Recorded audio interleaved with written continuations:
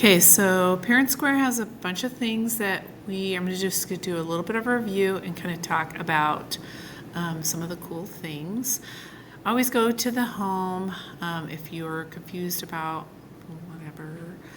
I have some drafts over here. Those are if you are in Parent Square and you're starting to type something and then you pop over it and you go home. It is here, right here.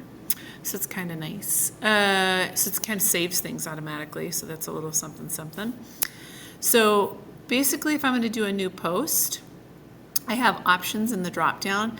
And some of my favorite options in the drop down are ones that we're going to go into a little bit deeper when we have conferences and we get a little closer, like our appointment sign up.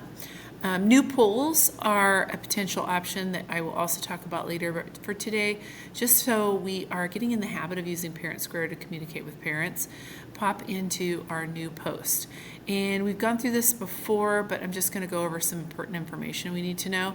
One, your classes are shown here. Your classes, if you have first semester and second semester classes, fortunately Kevin has added a semester 2, semester 1 on the tail end of those. You basically hover over the class you want to send a message to. If you want to send it to all of your classes, so I'm going to go another semester 1, and I just keep going over, and let's see, there's that one. So I go into the 2 section, I click my cursor in that area, and then slide down to semester 1, and that goes in. And then here's the cool thing.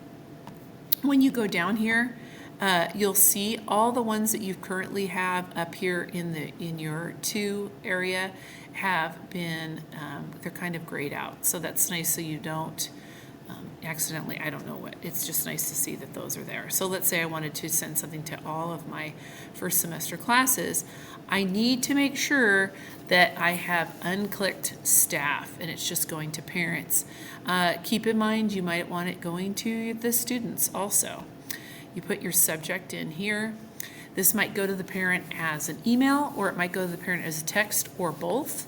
So in here you put your whatever you want to do. You can put a little message in here. Some of you have been doing Canva, and you might add a really cool I don't know, newsletter or something. So you can add some stuff in here into this section, that photos, different things. So insert an image, and the image would of course be whatever you've created in Canva. So there's that.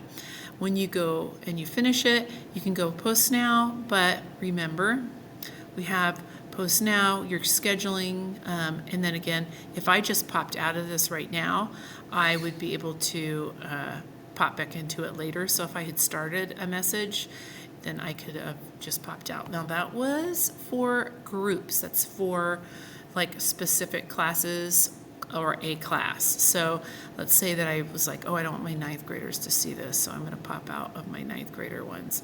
And so I'm going to look in here, my 9th graders ones, I'm just going to take those off. So there's a lot of things that you can do, and again, these are posting to the classes.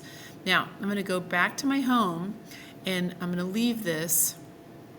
And it says that things won't be saved, but pretty much they are, and they're usually in this draft area right here.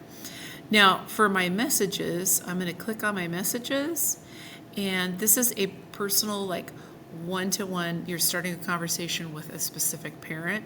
This is a great one. So you can do a direct message. So let's say I'm going to do direct message. You can put the kid's name. It's really nice. I usually do sometimes the last name, and that's how I find it, but I can put the kid's name in here too. So hopefully I spelled this kid's name right. And notice that his parent's name came up. So I can message the mom, and I can tell her all kinds of wonderful things, or I can even send her a voice message, or I could also send her a photo of something. And recently I just tried it on my phone just to see how quickly, like which one I like best, and of course I prefer my phone. So I could maybe take a picture of student work, or maybe some artwork the kid did on the desk that was maybe inappropriate, and then write a lovely message about, hey, please talk to your kid about his drawings, because I feel like it's not a representation of what he learned in my class. And then you just press send, and you're good to go. So really, it's a really great tool. My rule of thumb is get 3 to 5 messages every Friday. And it's one that's, can you help me out? I'd really love you to talk to your son about whatever. And then 2 of just really positive, I'm really happy with so-and-so, and this is how they help out in class, and I appreciate them. Or 3 that are really positive and 2 that are negative. So I try to do more positive because it is just super nice. It leaves me on a Friday feeling a little bit better. Last thing, parents have this little guy here. They can view it from here or they can view it from here. The calendar is completely set up right here, and it is downloadable, so the parents can actually print that off, and it's nice because Chris has it all up to date. Kids see when there's late start, first day of school, and it's like got a lot of things that parents need to know.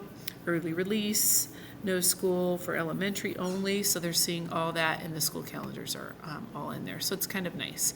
You can put your own events into the calendar, and we can talk more about that in our next Parent Square.